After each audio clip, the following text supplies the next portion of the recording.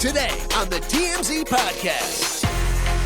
Hello and welcome to the TMZ Podcast. I'm Charlie Cotton and today I'm joined by Derek Kaufman. How are you, Derek? Yeah, I'm doing well. You care to explain yourself, Cotton Eye Joe?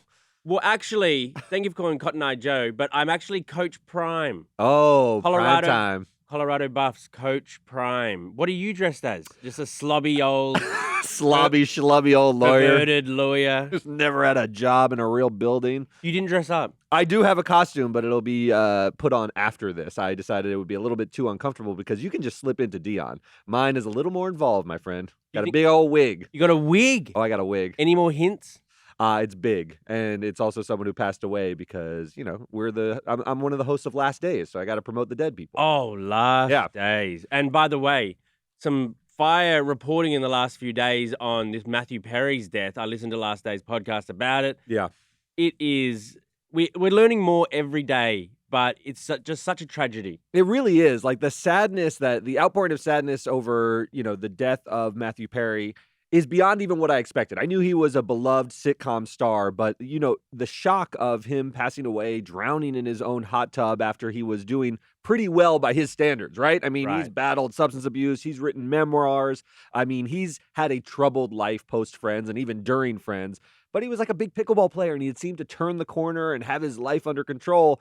And now we've learned, you know, he drowned in that hot tub, and law enforcement, the first responders on the scene, say he hadn't really been there that long. His body hadn't, you know, sort of bloated with water or anything like, you know, if you're, you know, thrown into a river or something. He was just there for maybe a few minutes.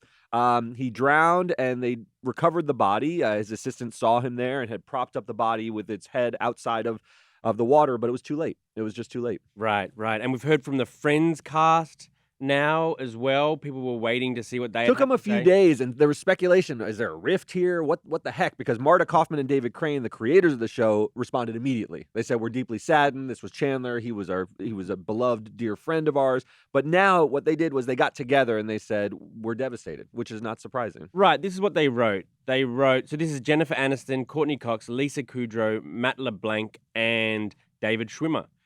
We were more than just castmates. We are a family. There is so much to say, but right now we're going to take a moment to grieve and process this unfathomable loss.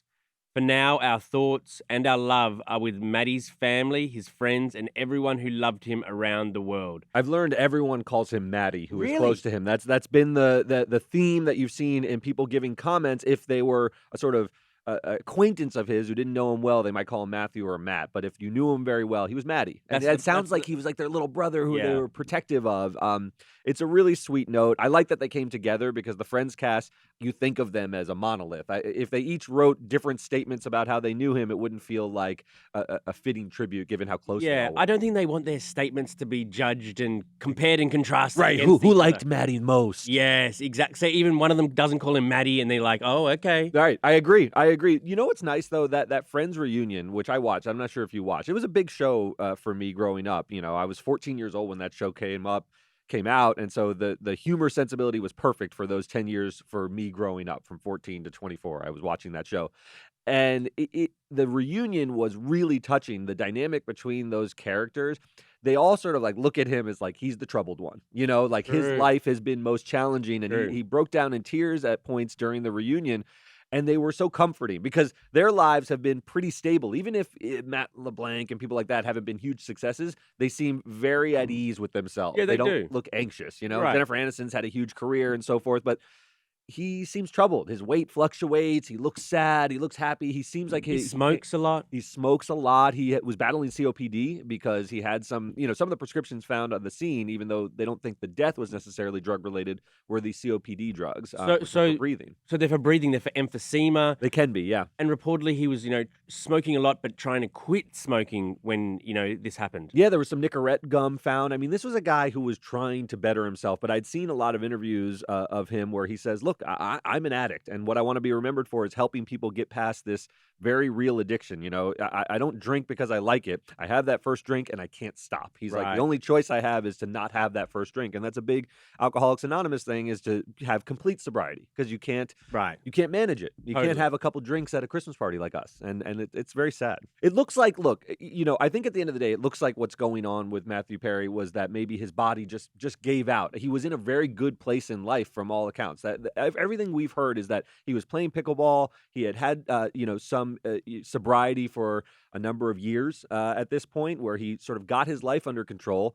He was doing healthy things, but maybe it just gave out. You know, like his body had taken you know, sort of a lot of a beating over time. Right. And when you hit your mid-50s, sometimes those things catch up with you, and it's very, very unfortunate. And is that maybe like when you're in a hot tub as well? It's like really hot and it's kind of dehydrating and. It can be dehydrating. I mean, we'll have to see exactly what we know that he drowned, but what caused him to sort of pass out? Was it a heart attack? Did he sort of faint? You know, I have a hot tub at my house, and sometimes I'll go on the Peloton and then meet my kids in the hot tub, and you get lightheaded. Really? You do. After you've exerted yourself, you know, physically, there's something about like the way your, you know, blood vessels dilate, that you lose blood to your head when you get into a warm body of water. It's possible that happened. He was alone. That was one of the things that made me very, very sad, is, you know, he had sent his assistant out to go get him an iPhone and pick up a prescription for him, I think some prescription glasses, and they came back and found him. And so it just seems like an unfortunate turn of events, and he had no one around him to sort of prop him up. So sad. Okay, moving on to our next story. Robert De Niro is in a very nasty court case with his former assistant. Now, this Graham Chase Robinson. Graham Chase Robinson is her name. Good name, right? It's a very good name. I like it. It's I don't know if strong name. we don't know if it's the protagonist or antagonist right now, but it's a strong name. Yeah, look, there's competing lawsuits. She was a former personal assistant to Robert De Niro, and they had a falling out. Let's put it that way. Robert De Niro's company, his production company, sued her initially for $6 million. He said she embezzled some money, and, you know, she sat around all day watching Netflix. She would binge watch Friends and other Arrested Development. Great She shows. just sat around at her desk and didn't do much work, and I'm suing her for, you know, embezzlement and breach of contract and so forth. So so he sued her. He sued her. While she was on her way out of the company, sort of thing. That's right, but very quickly, and sometimes you do this so that you're on the offense, so that you can set the narrative of this is a lazy employee, Okay. and whatever she says is going to sound what? Defensive. Now now it looks like she's just suing me to get back at me. Anyway, she filed a $12 million lawsuit. I'll see your lawsuit and I'll raise see you. And I've got some receipts that are going to be embarrassing for Robert De Niro. One of the big ones is this voicemail that he left her, which was very angry. He was in California. He needed some things from his personal assistant, and he basically did an Alec Baldwin where he called her sort of ungrateful. He said, I think he specifically said, "How dare you disrespect me?" It sounds like real Goodfellas era Robert De Niro on this voicemail. You got to take a listen. Okay, let's take a listen now. Okay, you're living in Spain, and you're fucking upset with me because you tell me how nice you have it, your life over there, and you fucking don't answer my call? How dare you? You're about to be fired. You're fucking history. How dare you? With all the good things you do, this is bullshit. After Christmas, fuck this. How dare you fucking disrespect me? How much you did? You want a fucking another position? You want another position? Then say you want another position. Go off somewhere. But don't fucking get angry with me because I'm pissed off because I didn't get a simple thing that I need right now here out in California when I'm here for less than 24 hours. You gotta be fucking kidding me, you spoiled brat. Fuck you. So this is getting nasty. Now he's testifying, and it's a big deal to have Robert De Niro. He's one of our great actors of all time. And so he gets on the stand, and everything out of his mouth, we don't have audio of it because you can't be in the courtroom in New York typically, but what he's saying is he's grumpy. He's grumpy. He thinks this is all nonsense. This is a waste of his time. He says at some point her attorney asked if she was a good worker, like if he ever liked her because it was his personal assistant. And he said, "Not after everything I'm going through now." Right. This was a nasty split. But at some point he did like her. This was his assistant. So the speculation is their big falling out was basically because she worked for him for nearly a decade, and it seems like they grew close emotionally. It was platonic, maybe, but there's a supposed notion that she was kind of into Robert or thought of herself as his kind of wife. Yeah, that's certainly, look, when you develop a very close working relationship, Robert De Niro also has a girlfriend named Tiffany Chen, who's younger. Yes. This assistant, Graham Chase Robinson, is younger. Robert De Niro is a man in his 80s, but he obviously likes ladies. He just had a kid. He likes young ladies. He likes it. And so I imagine there's a little friction there with Tiffany Chen thinking, like, this lady thinks she's your wife. I'm the one with you making these kind of decisions. So I think they really butted heads. I don't know if there was any romantic feelings or any, sort of behavior between them, but that certainly creates some friction. She was like his work wife, basically. Right. She was his But work that's a wife. platonic thing. That is, but maybe she was too over keen about being the work wife, and apparently lots of his the cable bill was in her name. Yes. And lots of things were in her name of his personal things. So when this new girlfriend comes in, she doesn't like that, and she basically is a bit mean about her and their relationship, and that causes friction between the three of them. Yeah.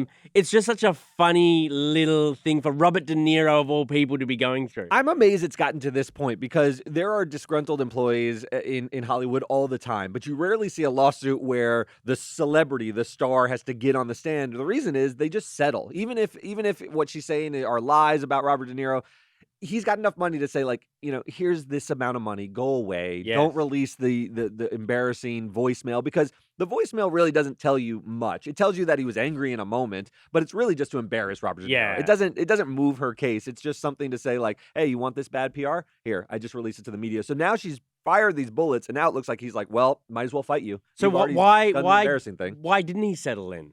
I don't know. I think he is very upset that she is ungrateful about having a job with Robert De Niro. It's got to be one of the plum jobs of Hollywood to be his personal assistant. He's an icon. He's a legend. He knows that about himself. And here's this little brat who there's probably a generational divide where he thinks she's lazy, old generations think they work harder. And so he probably looks at her and he's like, this little son of a bitch. Are you kidding me? And that's what it sounds like in his voice. And so he's not going to let it go. And he's got the money. He's got fancy lawyers. He certainly can wait her out. But I think she's got a contingency lawyer. So she can also fight this because that guy's waiting on a settlement or winning a victory. So she's not paying a lawyer. He's paying fancy lawyers. And this is what you get sometimes. I think also what's going on here is she was like an executive/assistant. So when he says she was watching Netflix, maybe she was doing development for his production company. That's what she'd say. That's what I think she would say. So it's a little bit, of a low blow for him to say she was lazily just watching Netflix. Maybe it was part of her job as a development executive. I'm not sure about that, but they're all playing nasty now. That's what's going on. I love these. I love these lawsuits where we get to find out what the celebrities really like, and all of these private little voicemail, and in the Johnny Depp Amber Heard thing, and all of these other ones that you guys, wow. Does this fit? Celebrities really are like us. It's crazy. What I mean? Does it fit with who you think of Robert De Niro as a real person because he plays those head mafia roles? And Johnny Depp, did it fit with that? He's a real weirdo. I bet he's into weird stuff. Me too. Actually, that maybe it wasn't that surprising, but it's good to be confirmed on your Yeah, everyone's like, they're great actors. They're always in a role. It's nah, deep down, he's like a gangster. That's how he feels. That's why he delivers the role in Goodfellas so well. Would you say Harvey here is your work husband? I would say he's in a polygamous relationship. He's got a lot of work husbands that he has to his bidding. What about work wives? And a couple work wives even. A couple work wives, he doesn't. Harvey prefers work husbands. On to our final story. Saint West. Yeah. Kim Kardashian's son, Kanye West's son.